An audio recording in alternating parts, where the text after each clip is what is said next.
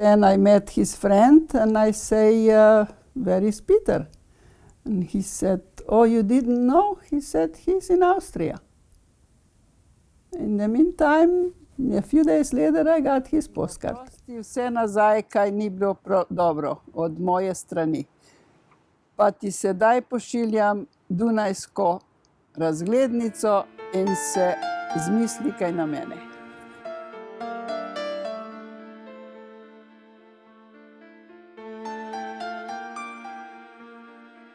And we started climbing the mountains, and my sister started to get tired. She said, I want to rest. I said, a little longer, and then we're going to be probably safe. We go.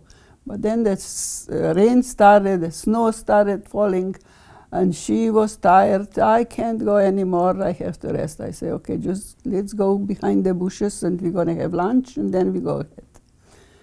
So we did all that. We started going ahead.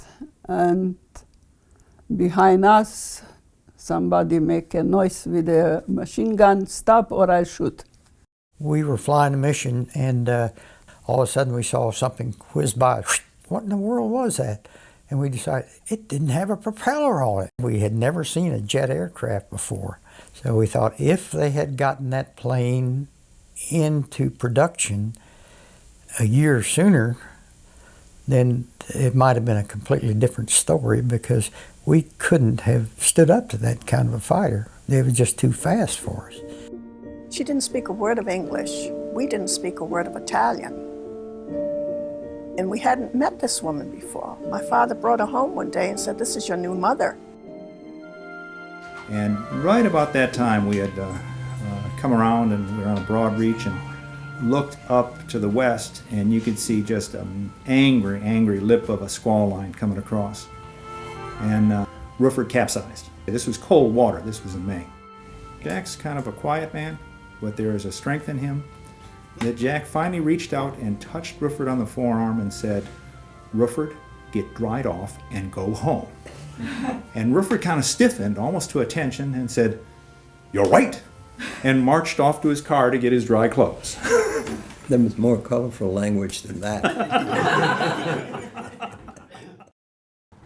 Since we found out that we had such a noted third cousin, William Goebel, it started us on a trail of who are our ancestors.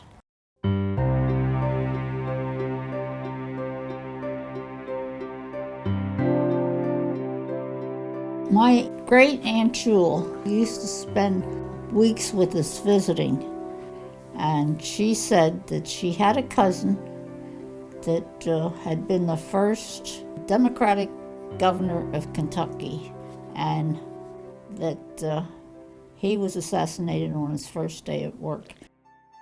A Yankee and a reformer in a southern state, Goebel spends his political career trying to overthrow the monopoly of the Louisville and Nashville Railroad and the tyranny of bitter ex-Confederates.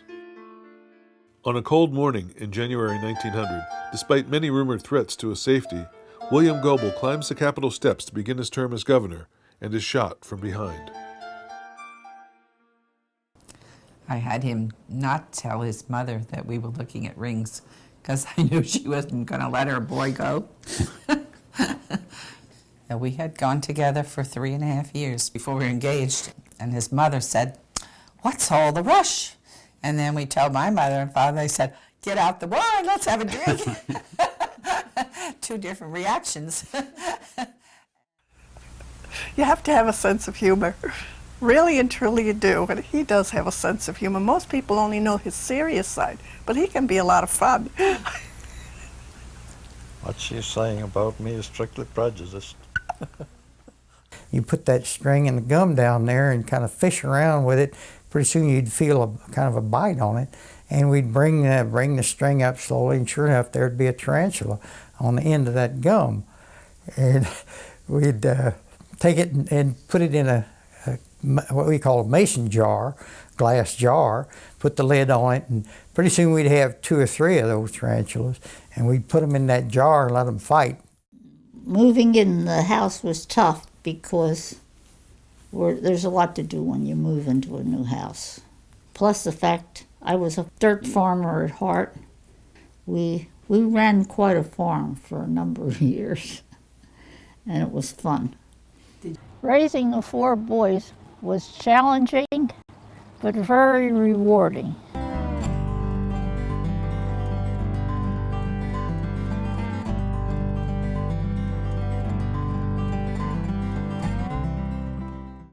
And like I said, my brother and myself, we were always singing. He had his song, and I have mine, and we sing together. Mine was Que Sera Sera. That was my favorite song. Do I remember my first kiss? Oh my God, yes I do. We got to the bridge. He wanted to kiss me. I was fighting. I was so tired. I didn't want to have a kiss. I didn't want a kiss from that guy. And he was fighting me and holding my hand so tight. I was all red and black and blue. And I was fighting. And finally, he won. He gave me a kiss. And I pulled out a bang. I hit him. The thing I got the greatest amount of good feeling about, certainly by the time I retired, was the respect and admiration that I received from the people that worked for me or in my organizations. I mean, even to this day, that seems to be true. The lady who works here and moving people into Maris Grove said to me about 6 months ago, I met one of the engineers that used to work for you, and he's going to be moving here. And she couldn't remember his name. And I said, well, you know, when's he coming here? She said, I don't know, but he told me that you were the best person he ever worked for in his whole career with DuPont. That's rewarding, you know, it's from here. Probably running out of either belly or the space on his shirt or something, but we'll take care of that somehow. But I'm so pleased that I have 14 little kids that came out of our marriage. Whew, boy, what a blessing. And they are truly a blessing from God. It's a gift from God that you get all of these descendants because you didn't strangle your teenagers.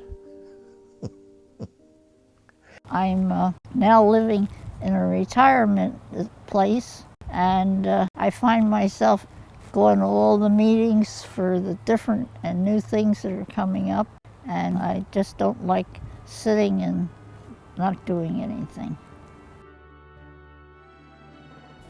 For my 6th birthday, my mother gave me a pair of roller skates, and she looked at me and she said, I want you to go out and enjoy these skates, and I want you to play all the sports that you wish to.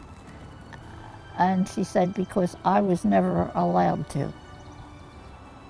So I never forgot that speech. And whenever I was maybe biting off more than I could chew, I would think of my mother saying, I want you to try everything. So I think I did.